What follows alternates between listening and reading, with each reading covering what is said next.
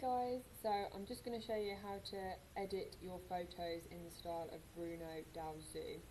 So what you need to do first is you go to File, Open, you then find where your images are, so wherever you save them. Okay, I saved mine as Brno 1, 2 and 3.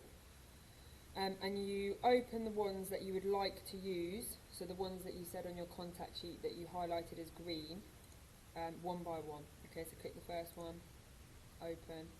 You then again go to File, Open, find your images, number 2,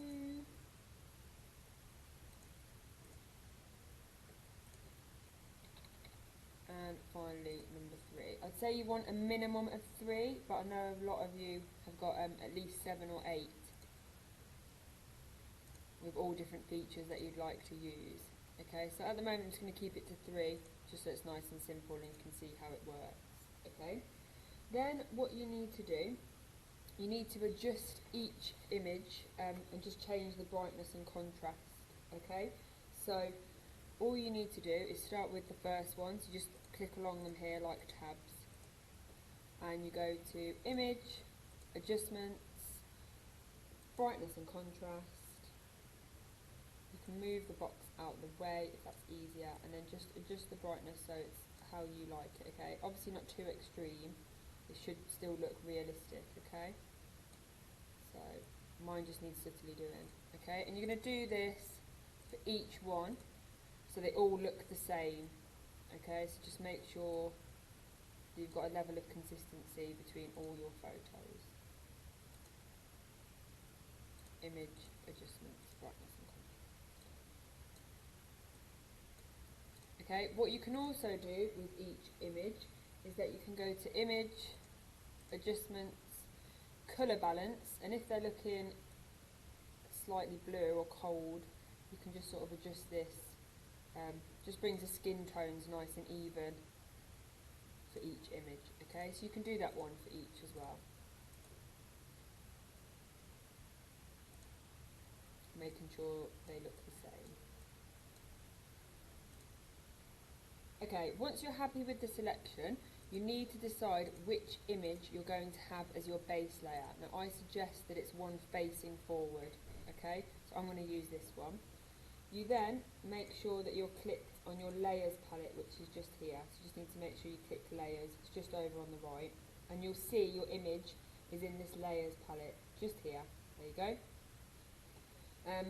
What I'd like to do is just double click where it says background, and then you can rename this base layer. Just in case you get a little bit confused later on of which one you're working on, you just know that this is your base layer. If I went to these ones, that's background, that's background, that's base layer. Okay, then you're going to select the rectangular marquee tool. It's the second tool down. There you go, Photoshop's doing a little diagram for you. If you right click it, you can just see it there. Okay, and you're going to draw around a rectangle or a square of one of the features. That's up to you. You can do the nose if you want to, and go from there. If you don't like the selection, so you can see here I've cut off the nose a little bit, you can just press Ctrl D on your keyboard and it deselects it. So you can do it a few times until you get it right. So I'm going to do the eye. Made sure it's in the frame. Okay, nice and full, I'm happy with that. Okay, once you're happy with it, you right click and click Layer via Copy. Okay. You then go to your Move tool, which is this one here with the arrows coming out in all directions, and you move it. Okay. Now you can see here you can move it about anywhere. Okay, and as Brno Zoo does, they're sort of still in line with the other features, but just coming out ever so slightly. If you want it a little bit bigger, you can press Ctrl T on the keyboard, and then you can just make it a little bit bigger if you want to. Obviously not massive, so it looks ridiculous. Just, you know, if you want it ever so slightly bigger. And press Enter when you are happy. Then what you need to do is you need to add a drop shadow to this. So Brno Zoo, he has little black lines, like black shadows underneath each section. That's to make it stand out and pop out a little bit. Okay, so it looks like different segments and it's not blended into the background. So what you need to do is select layer at the top, layer style, drop shadow, so drop